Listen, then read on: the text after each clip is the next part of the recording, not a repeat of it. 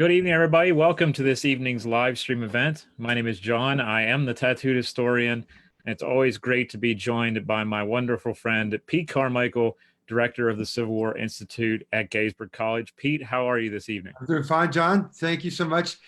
You didn't ask, but I'm going to tell you anyways about my Sunday. I already alerted our guests this evening. I did a little bit of yard work, which is certainly not one of my favorite things, because my mother back in Indiana violated every child labor law imaginable and had me do all kinds of work. And the labor laws in Indiana for children are pretty loose, I might add. So I'm out there digging in my yard with the hope that I might find a relic, because my backyard is where Pettigrew's brigade formed up on July 1st. And look, I'm not looking to find a musket or a saber. I just want, a belt buckle or maybe a little button. Nothing, zero, except a ton of rock and a lot of clay. I don't know how in the world farmers in Adams County have ever made a go of it. And all of this, of course, what is truly frustrating is that I'm creating a garden that is for the deer to enjoy. I'm up against a national park and they have a raiding strategy. And of course, in the middle of the night, they come down and they treat my garden as if it's a salad bar.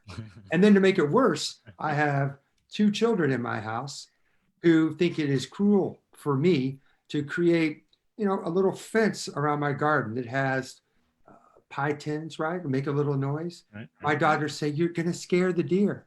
Good God Almighty, they are in a preserve on the national park. So I've got an enemy behind me in my own house. I've got the deer I have to contend with. And then I have my wife who is Switzerland and refuses to take any kind of stand on this. I don't know why I put myself through it, but I do. It really is, it is with the hope that I'll find a relic at some time. John, have you ever found, and we know it's against the law, right, on national park property, right, to relic hunt? correct. You can eyeball something. Have you ever seen anything on the battlefield? I have never found anything, and believe it or not, I did a summer stint working in the Evergreen Cemetery, helping to dig graves, and I still didn't find anything. Oh, God. So I struck out all the time. Well, you would have thought you would have found something there. All the supposed overshooting, right, of Confederate artillery, man. Brown should have landed back there as well. Yeah, I always strike out on that stuff. I found a piece of shell at Kennesaw Mountain, eyeballed it, and then at Verdun, different war. Wherever you looked, and you had to be actually pretty careful, you could find stuff all over the place. Yeah. But we're not going to spend the entire evening talking about relics, although it is interesting. I need to introduce our two guests. We have Mike Movius. Mike Movius is from Olympia, Washington. Mike has had a long career doing a range of things, from bank work, IT work, and even a police officer at one time.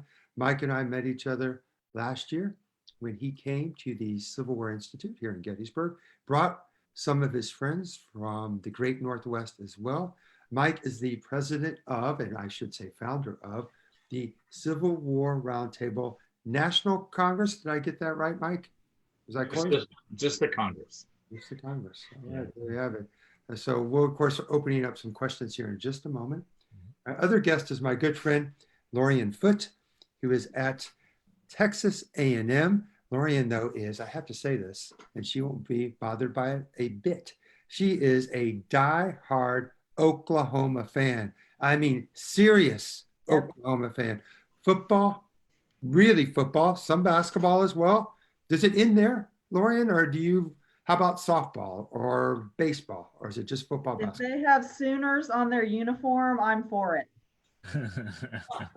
A serious fan. And she is also, and I'm not making this up, I always take an opportunity, I should add this before I make this announcement.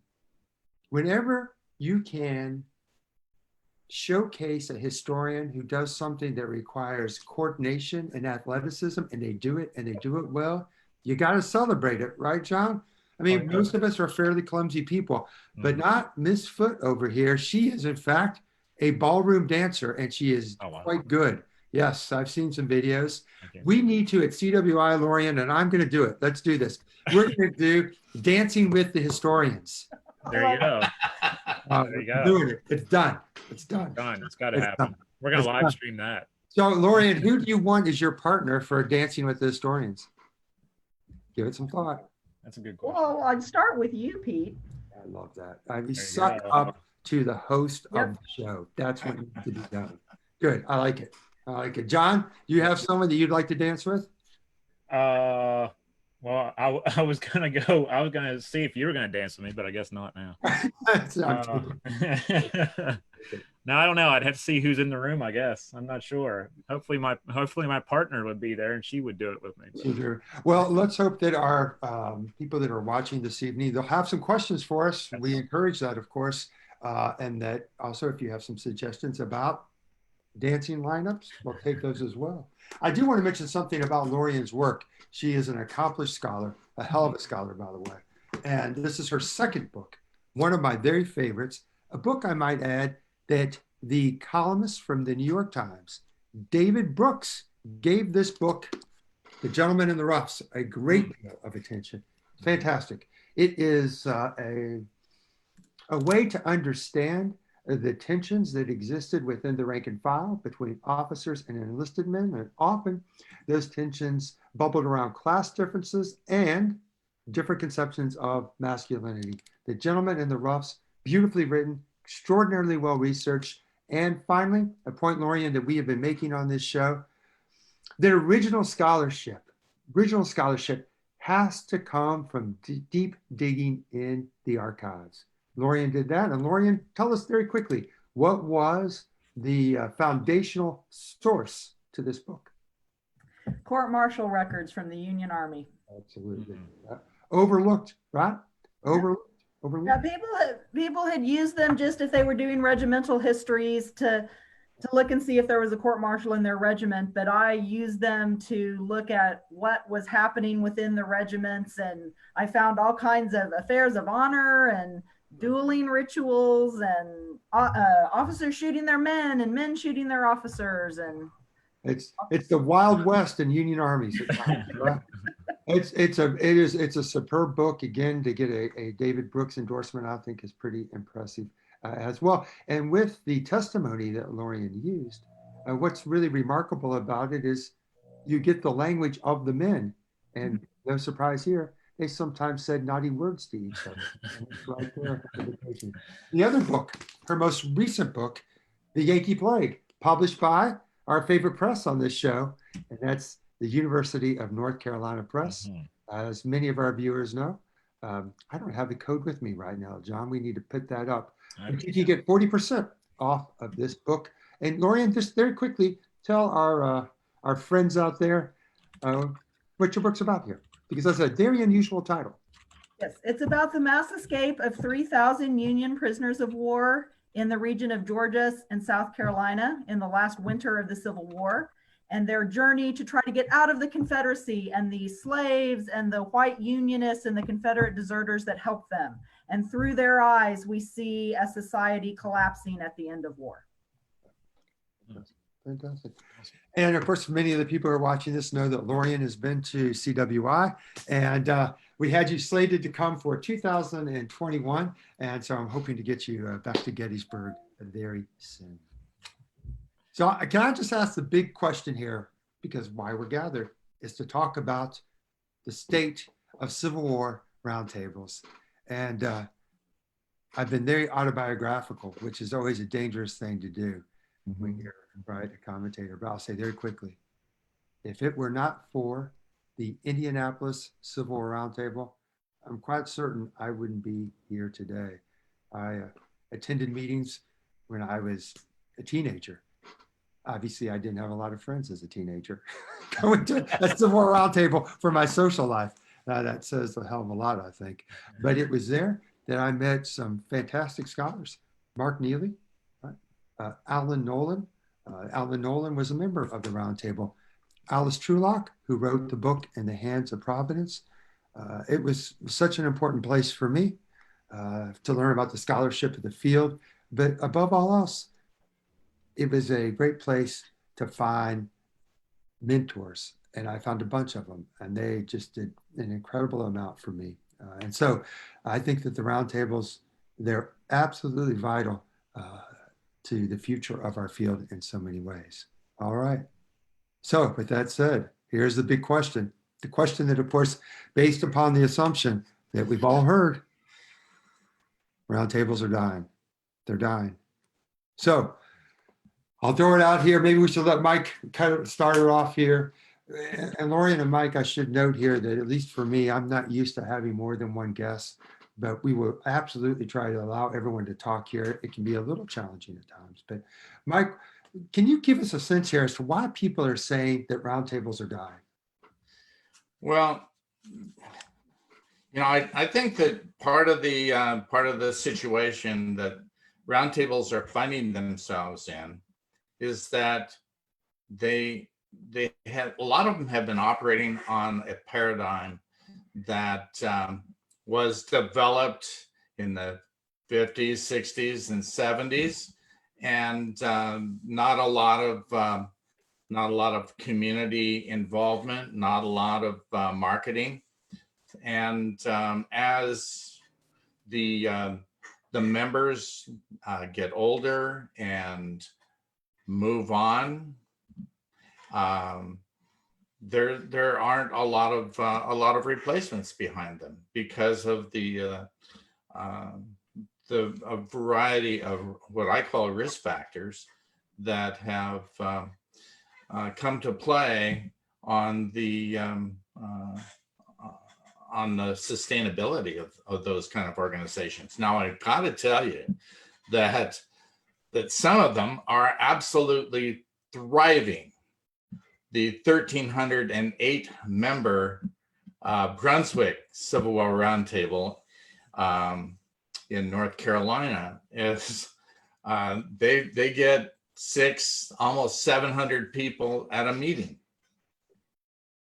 and then there are the others that they get 3 or 4, and they're going, oh, let's stop this circus. Right. So it's kind of a mixed bag. Very quickly, I'll say some of the roundtables that I've noticed that one might say that are they're not able to maintain that presence that they once had.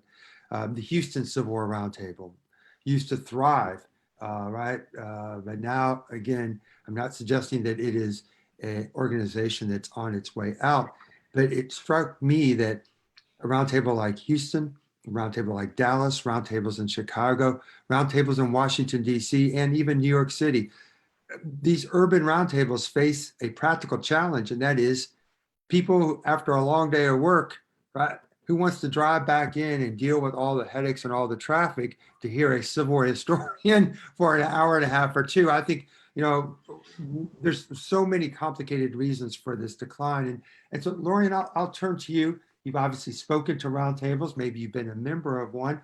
As not as an outsider, but as a professional historian in that capacity, what have you noticed that would help us understand why roundtables maybe don't have that same kind of strong presence that they once did?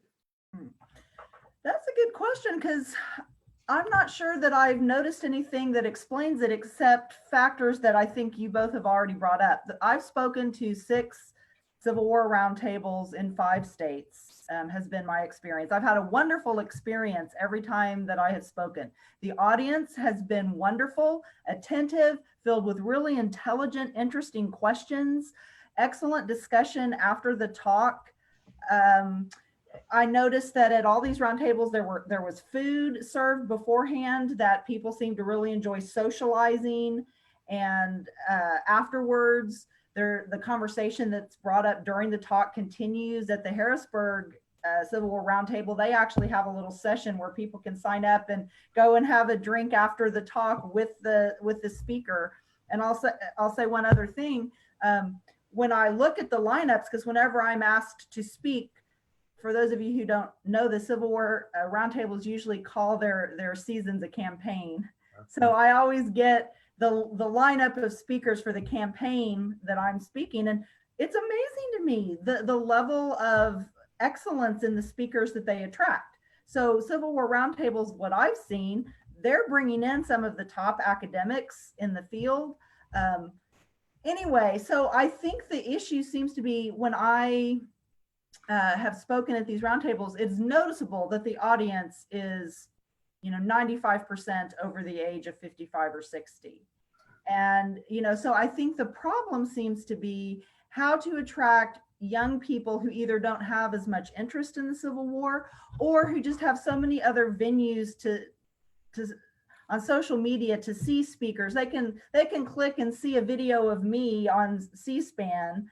So as you said, Pete, why are they going to drive? And they want to engage on Twitter and all these other media. So it seems to me that I've enjoyed very much the format of roundtables. It's a matter of attracting younger people and bringing them into that social setting.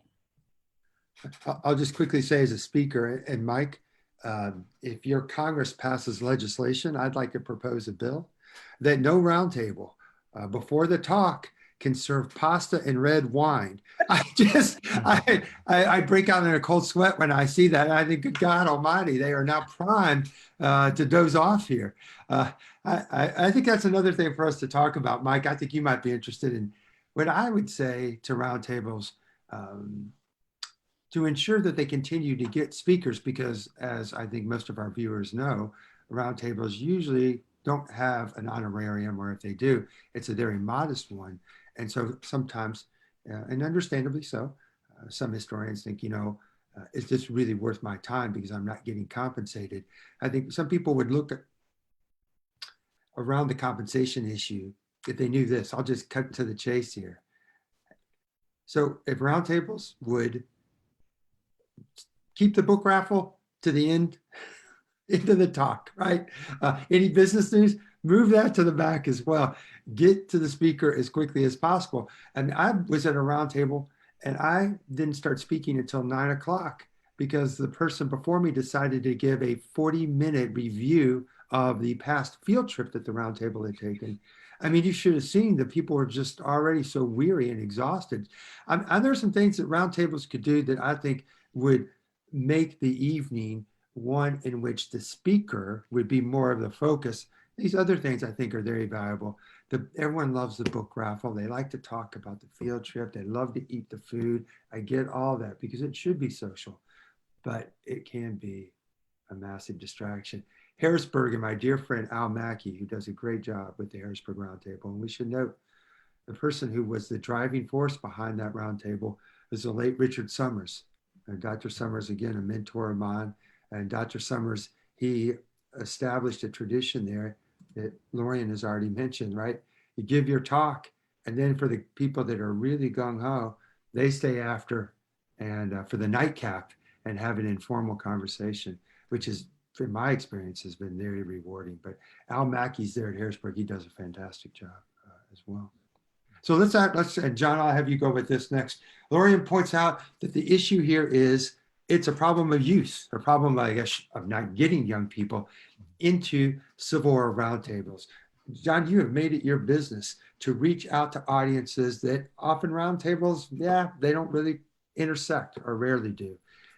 Tell us, just what you do, and you can again explain this to our audience, what you do, does it lead a way? Is it an open door to a roundtable, or are you creating an audience that will exist very much outside the sphere of roundtables?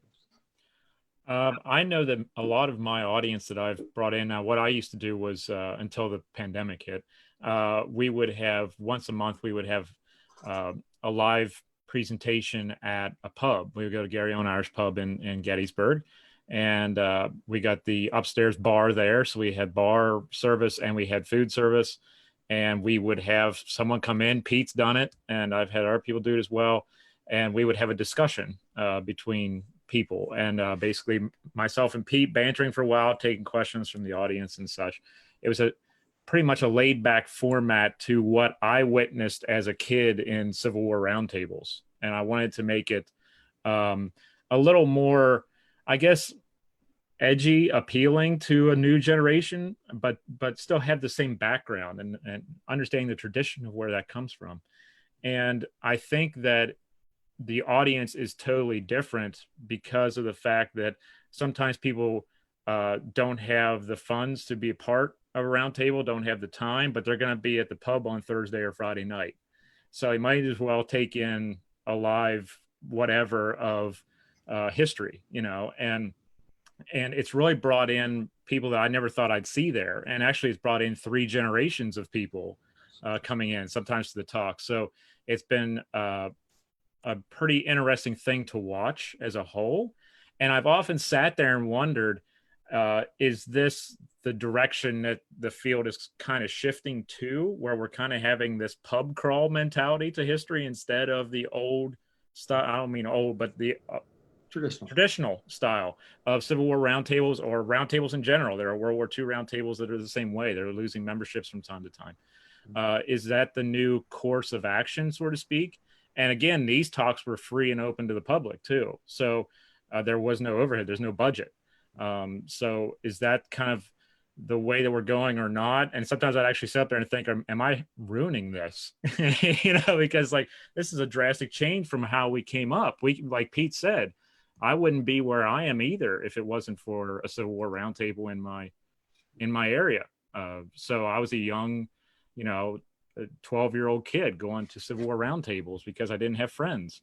And, my friends were guys that were World War II vets, and we hung out at the Civil War roundtables.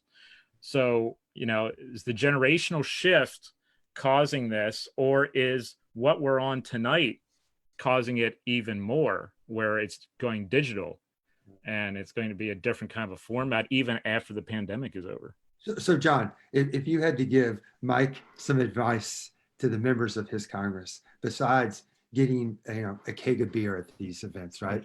Besides that, right? What would you tell Mike in terms of, here's how you can revive roundtables. Here's how you can gain more people. Here's how you can gain younger people. What would you suggest? Well, I know, Mike, you have a strong online presence now, which is awesome, and that's going to draw in a lot of new people. I did see too that you sent the Civil War Roundtable Program Development Survey. I got that email, and I always look over those because I love statistics. I have that background in accounting, so I'm a nerd. So I look over statistics and I'm like, what's the percentages and what's going on? And I saw that a lot of people posted who run Civil War roundtables, they overwhelmingly responded to, how do you find speakers? 72 people responded to that question, and 65 said word of mouth. But then they go back and they say, but the speakers are all similar. And I'm like, well, maybe, and only 17 said video resources, which is like YouTube or what we're doing tonight. So I'm wondering if we flip that and said 65 of them would say, I find them on YouTube, or I find them on Facebook Live or a Zoom or something.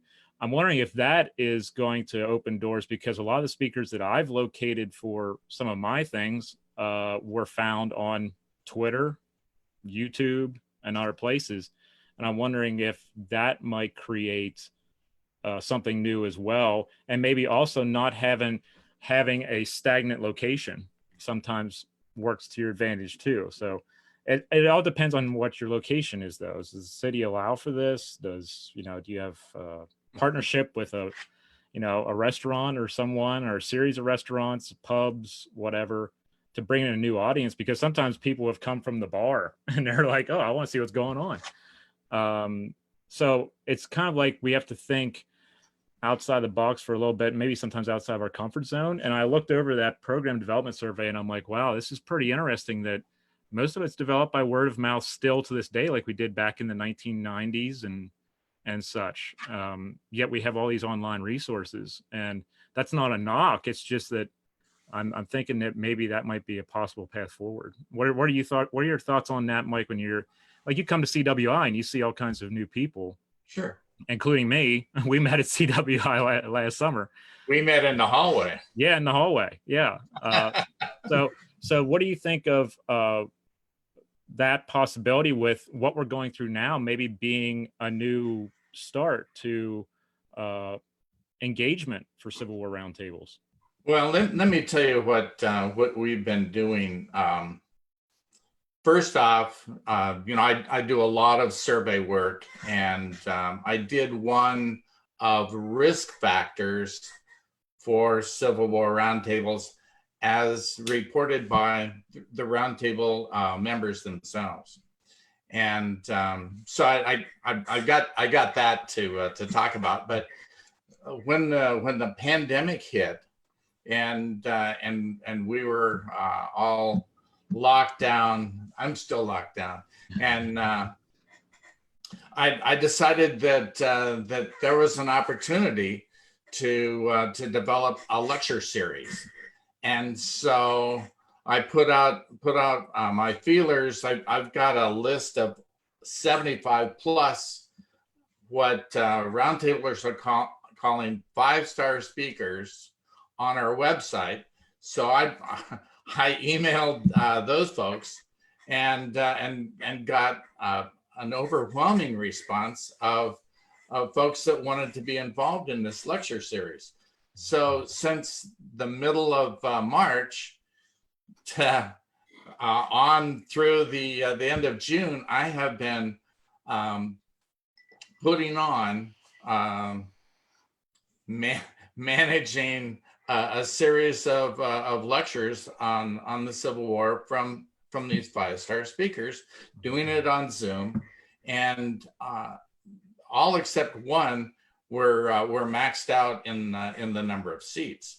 So you know, I think that we have been demonstrating to roundtables and roundtable members that this is a viable way to bring not only more speakers in, but more great speakers.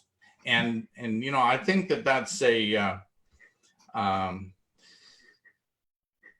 for those roundtables that are led by folks that that are interested in the long term, they're probably going to be more involved in this kind of venue than those that you know are just looking out for next week.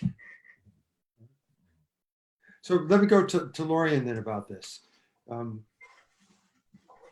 Lorien, you said that what you see as a problem of attracting a younger generation, and you've given some explanations, as John and Mike, as to why or how people are finding that connection through social media, Facebook, Twitter, blogs, and that's undeniable. And no one, especially me, wants to diminish that kind of interaction. I think for the most part, except for Twitter, which I've not seen a lot of good come out of Twitter. I see some value, but at times it's kind of depressing to me.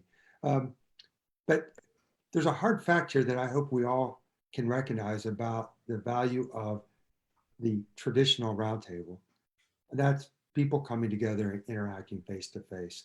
Zoom's great, but it still can't replace, will never replace that kind of engagement for people. So, Lorien, we talk about young people, but could you help us also maybe see other challenges in terms of what kinds of topics are being covered? You'd say young people. Is there other issues of diversity here? Are there issues of leadership here as well that maybe you've seen or that you've heard about? Because I think that's another thing that we could spend some time on here. Again, when we do this question is not putting Lorien on the spot to be sort of the hatchet person to go after roundtables. I think this is an opportunity again to be self-critical about certainly an institution that we all have been a part of and that we value. But we've got to ask some tough questions here and get some difficult answers. So Lorien, you talked about youth. Is there anything else that you see here in terms of, again, topics, speakers, leadership, that something that could be addressed? Yeah. So, you know, it is noticeable, of course, that Civil War roundtables are most interested in military history.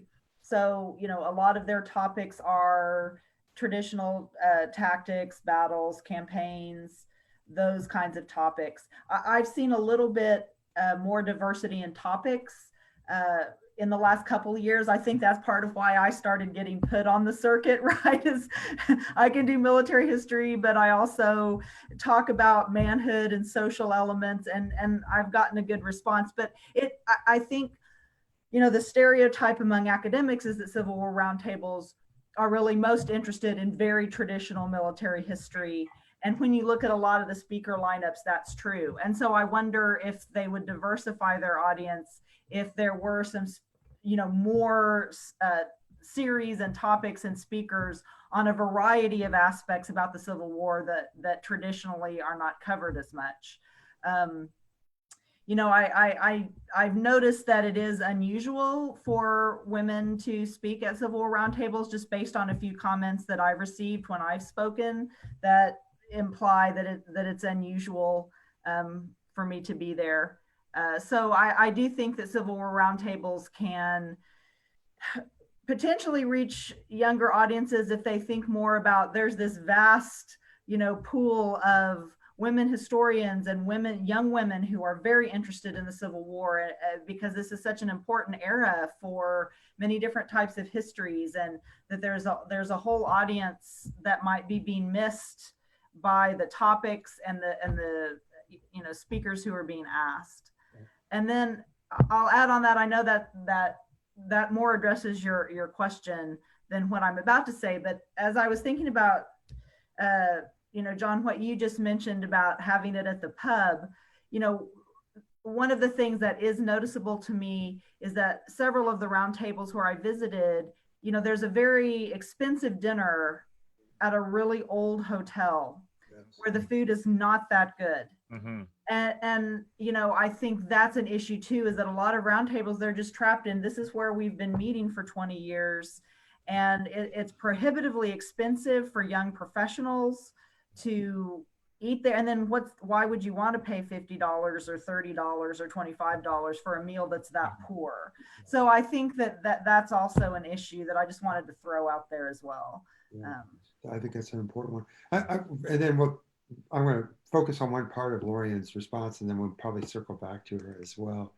I think that the point that the speaker lineups at so many roundtables, and I look at a lot of roundtables and what they do year in and year out, and it is surprising to me they still don't have the gender diversity, which is, in my mind, inexcusable now to not do it.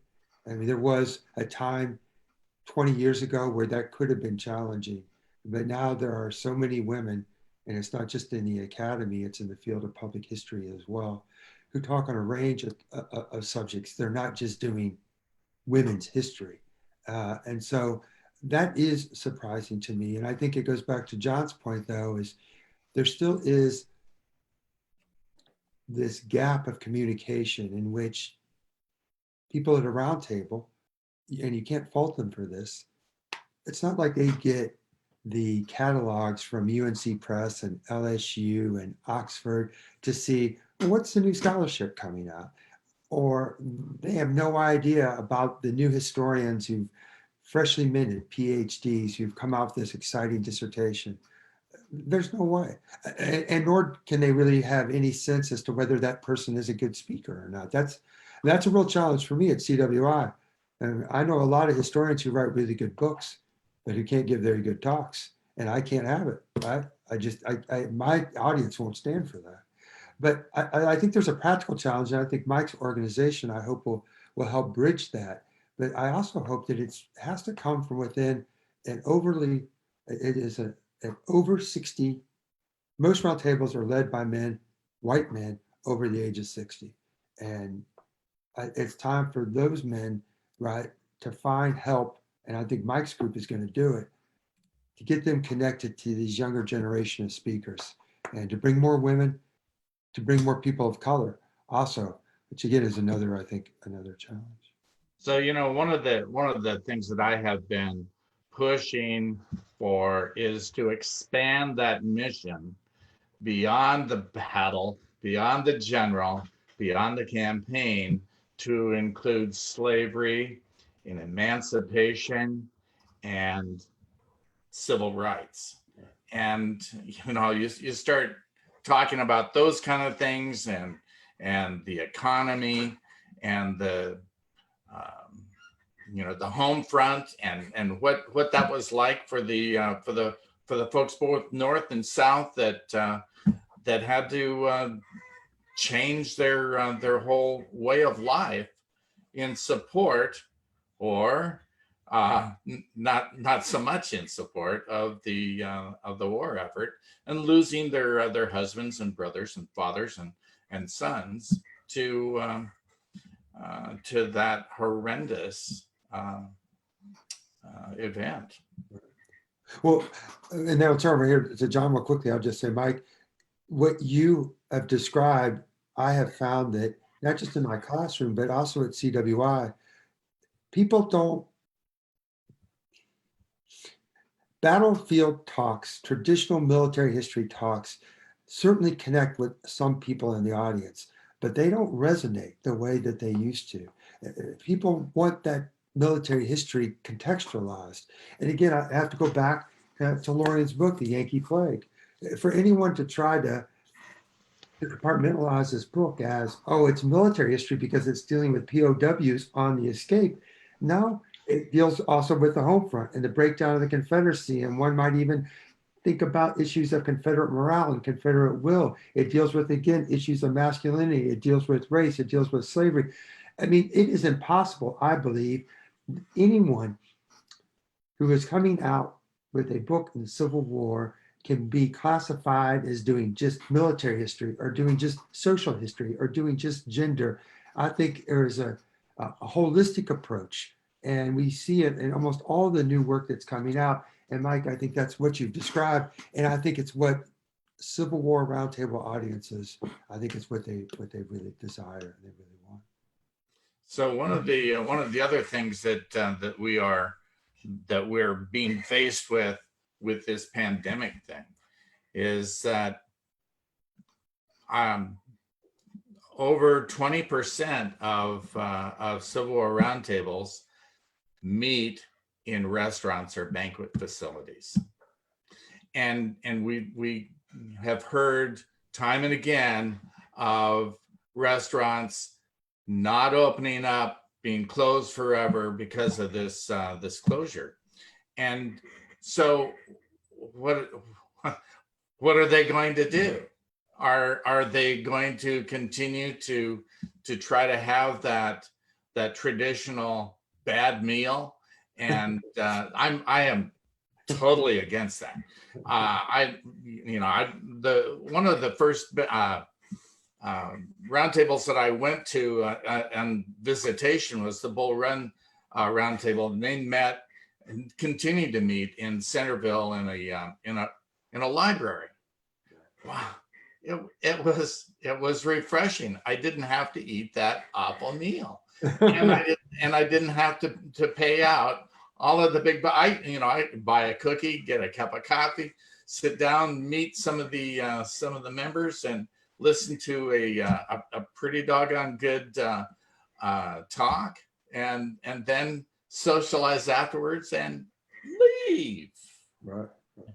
Yeah, it had all of the hallmarks of the sociability of folks, and meeting them, discussing what they're why they're there and how they came to be there and so forth. Yeah. I think that the dinner thing is, bad service, loud service, dimly lit. It's got to change. So a question to pose to both of you, Lorien, I'll start with you, since you've spoken at many of these Civil War roundtables. The ones that you've seen which have been doing a great job, because I'm looking at the comments over here and people are like, well, what about the roundtables that are doing well? What are they doing differently? Was there a different kind of environment with them? Was it in a different kind of a location where maybe you didn't have to have that bad meal, or maybe, there was no extra charges for whatever going on? If you've been to one where it's been an amazing experience, like astonishing how many people show up or whatever, what were they doing differently than some others perhaps were doing, if you've had that kind of an experience? John, that's a good question, because as you asked that, the roundtables where I've been that were well attended and it was a really dynamic experience, they had the expensive meal and wow. They had really the same format. So just as someone who showed up as a speaker, I don't think I can answer that. One of my best experiences was, and I feel terrible, I'm not going to remember the exact name of this roundtable. It's the one in upstate South Carolina that meets at Spartanburg. I don't know that one. Anyway, they had me in to talk about Yankee Plague, obviously, because so much of the book is set in that region. but it was very well attended, not only by people from the community, but academics. And maybe that was part of it because they have 2 universities in Spartanburg. And so, or in that region. So there were professors there, there were people in the community there, there were students there from the universities, and they met at a location on campus. So maybe that also was part of the difference. There was a catered meal that was, typical catered university food, so it wasn't very good. But and they went kind of, as Pete said, though, the talk seemed to be the big focus. We had the meal, they did very brief business, it was very brief, and then my talk, and then there was 30 to 40 minutes of questions because of they had connected my talk to the history around them. It really spawned some conversation about how the events that I described affected their community. And then one of the exciting things for me, and this was just, but these I think are the kind of exciting things that can happen when you're meeting in person. I had a lady come up to me afterwards, and she was about 80 or 85, but she said, I really enjoyed listening to your talk about all these escaped prisoners because my great-great-grandmother married one of them. Wow. And so then we had this whole talk about her family history and how it connected to my book. So that was just an amazing experience. But like I said, maybe perhaps because it was in a university community, so it had more built-in of a younger audience, and it could connect campus with community. So I don't know how to compare that to my experiences, say at Houston, which has been a wonderful experience. The people there I really enjoyed, but it meets in downtown Houston at an older club where I don't know what the meal is, but it strikes me as more expensive. And it just struck me that, where it meets would be very difficult for a diversity of people from the community to get there. And to get there at night. So that would be a partial answer. Yeah, sure. I know before I go to Mike with that question, I do know as far as budgeting is concerned, a lot of us who are under the age of 40, which I'll be for about another 7 months, we like to save that money for the books that come in. And it's like, we like to give the author the money instead of the meal. But Mike, what do you think of that perspective too on, because you've done all these surveys and they've come through, are there major differences or minor differences where you can see there's different numbers peaking for different reasons, or what's the case? Well, so having gone to the Brunswick Roundtable in Fort Caswell, North Carolina, 678 people showed up, and there was a huge line outside. They had 12 computer stations. They were checking people in on computer, and they're out selling tickets to these folks, and they're selling cookies to them, and they're all having a great time. And they finally get in. They start the show, and it's a young lady up on stage singing, and they've got music in the background. It's entertainment, it's fun, and then they brought on this the speaker from local museum, and she was fantastic. The whole experience was a great time. I visited the Civil War Roundtable in Scottsdale, Arizona. A lot of battles in Arizona. Not so much. Not and a lot. There's a lot of battles that happened here in Washington State too. Not really. And the same kind of atmosphere. People coming in, shaking hands, and saying, that they hadn't seen each other for a while, and they've got all sorts of different displays at the check-in desk, and they had a fellow, I don't know if you've heard of him, his name is Ed Bars, and he was there signing books and being Ed. and about 200 folks were in the auditorium watching a video of Ed, and then it was, you know, everybody went into the auditorium, and they put on another great, very entertaining evening. So I think a lot of it has to do with the entertainment value.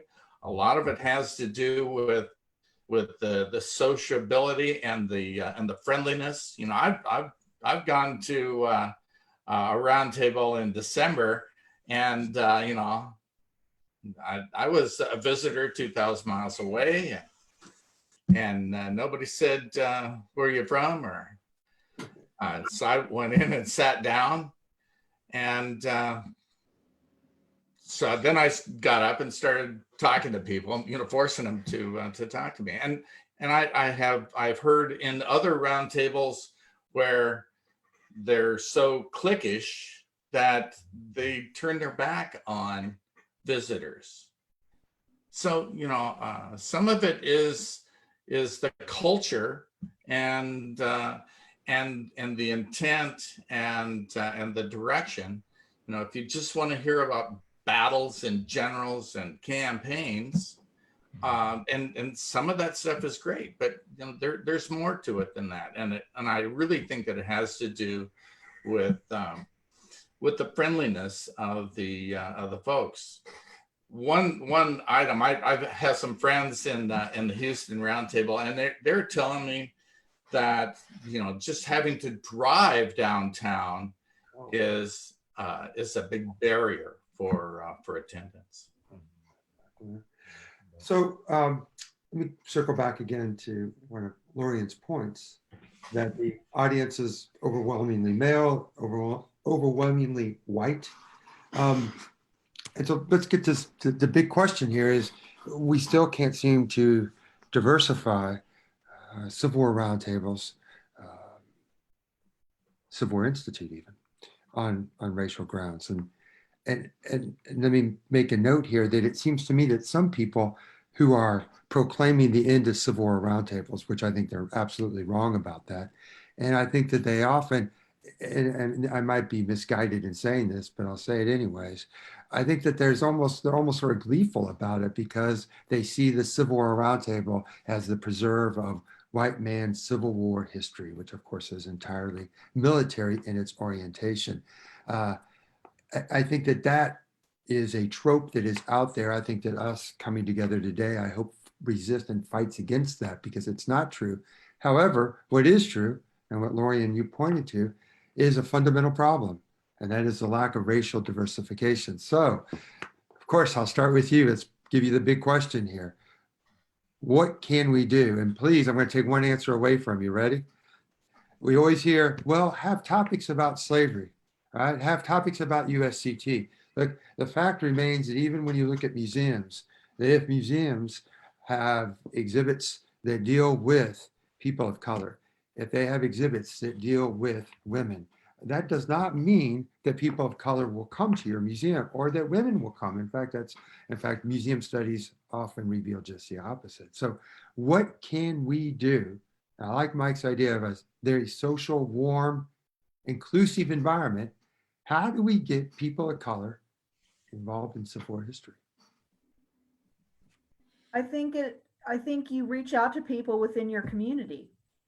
You know, one of the things that struck me when you talked about Brunswick was that their speaker was a local historian, right? So, you know, let's say here in Brazos Valley, we have an African American History Museum in Bryan, Texas, that connects a lot with local churches and local communities and the African American community in Bryan.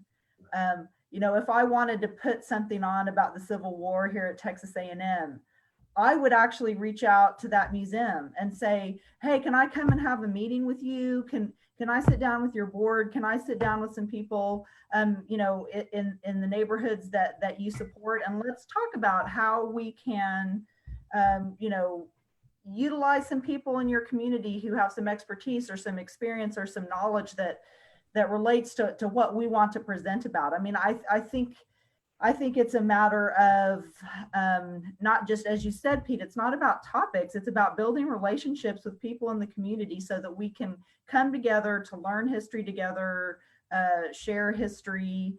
So that's what I would do.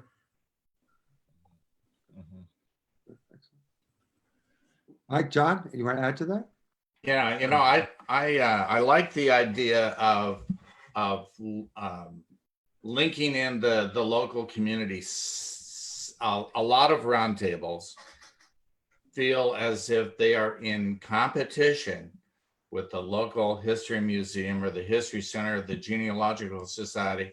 They feel like they're in competition for the marginal member, and the partnership thing is the only avenue that it's going to make them all successful, and to increase their fundraising and appeals. And you know, I think that that there's that kind of thing. You know, I've been thinking about ways to involve causes that roundtables can get involved in. You know, I don't think that they need to lead the cause. I think that they need to be visible and connected and support it. And I think that that's going to help the recruitment of younger folks. Mm-hmm. I think you hit the nail on the head when you're talking about competition, where there seems to be this competition between, we need to get these people for our camp, so to speak, and we're in competition with the Historical Society for speakers and all that. If it's just working together to try to get an alliance started, that's where it really starts to kick off. Because when I started my speaker series, I went to Gettysburg College. And I'm like, who are the professors that the kids love, the students love? I'm going to bring them in because the students are going to follow. Yeah. And that's what started the whole thing of getting multiple generations started, was because, oh, you know, he's having this speaking thing and we can get if they're old enough, we can get a beer. Okay, let's do that. Or whatever it may be. You know, we can sit there and just converse, and it's hangout time, you know?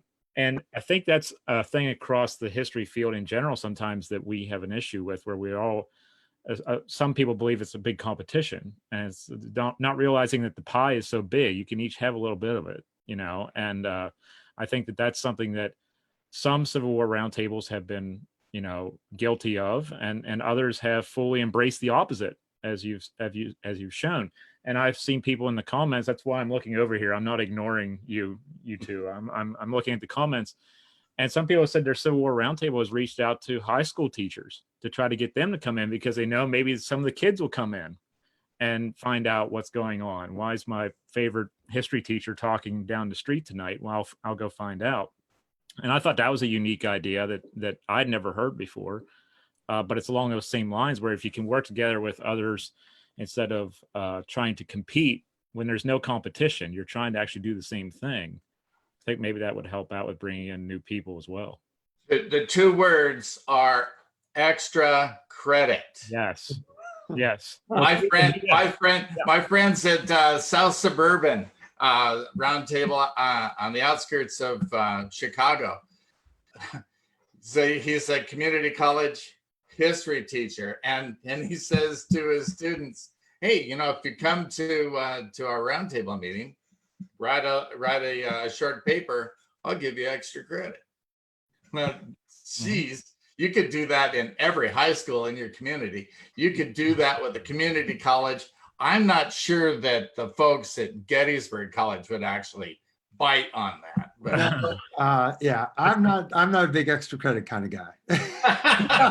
What happened though when you came to speak for me? Your kids showed up, your students showed up. They did, but it was part of, they had to go to outside talks, right? They had to go. They didn't get any extra credit for it. How you do it, right? Still. Oh, that's even better than extra credit, Pete, a requirement. It was a requirement, yeah. Mm-hmm. Get my students to listen to me. I have to force them. Okay. You will get an F unless you come to this Unless you pub. come And right down and act interested. I just wanted to, I think, state something that we can't overlook in this. And I faced it with the Civil War Institute. And 2 years ago, I was really frustrated that I didn't feel like we got a lot of young people. And I was frustrated that we weren't getting, a racially diverse audience. I was pleased to see that we were getting more and more women. So I brought in a consultant, a person that had worked with continuing ed programs. And he stated, of course, this is why I'm not in business. He stated the obvious. He said, listen, your clientele, so they are people who are retired and who have disposable income and time on their hands. And I said, you're right, because I hadn't thought about this. If you look at the Civil War Institute in the late 70s and in the 80s, you would have seen a lot of men and younger people, probably in their mid to late 40s. But these were people who had probably already finished with parenting, right? I mean, look, people of my generation have had kids a lot later. I'm in my 50s and I got two 14-year-olds. And so that age group, 50-year-olds even, which is in my mind now reasonably young, they're still going at it day in, day out because they're parents, right? They've got many other distractions. And so what we can't overlook in all this is that for roundtables, for organizations like the Civil War Institute, at the end of the day, our clientele are people that have to have varying degrees, time and a little bit of money, disposable money, to be able to do these things. Now, that I think does not or should not keep us from the greater mission. And that greater mission is reaching out to diverse audiences. It is to ensure that we get speakers. And again, I always want to say this, it's shameful for any organization that deals with Civil War history to not have women in their lineup. It's shameful. There are just too many talented women out there. And I'll say about the Scottsdale Roundtable, I spoke to them last fall, which I enjoyed.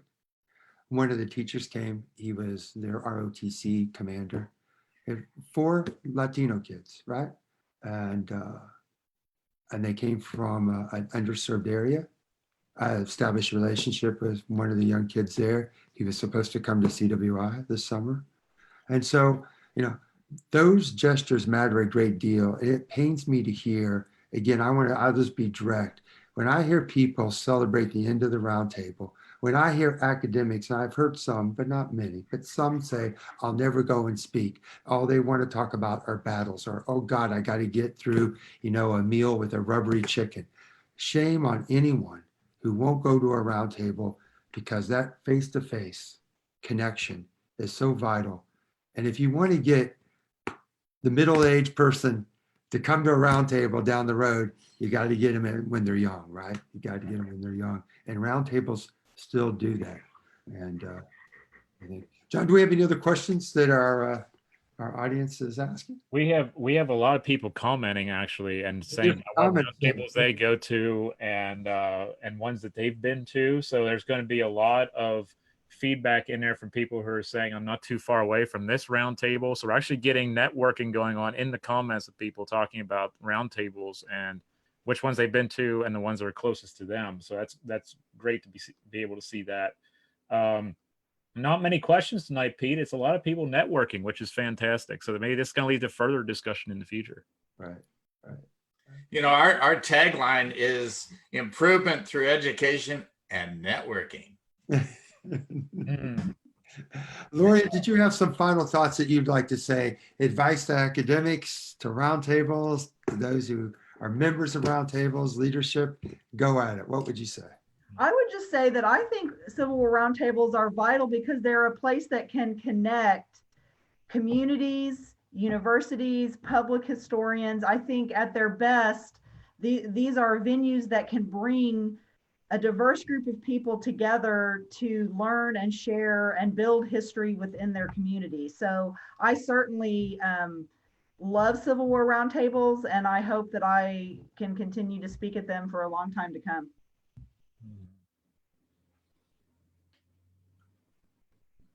Yeah, absolutely. You good, Pete? Yeah, I think I'm okay. Good. I'm back with you all. Okay. I was, I thought he froze up. I was wondering, and I'm like, oh, there, froze up. but I heard almost everything that Lorien had said as well. And again, I think you've articulated beautifully why roundtables matter. And again, I'm thankful for what Mike is doing. He is more than energetic with this.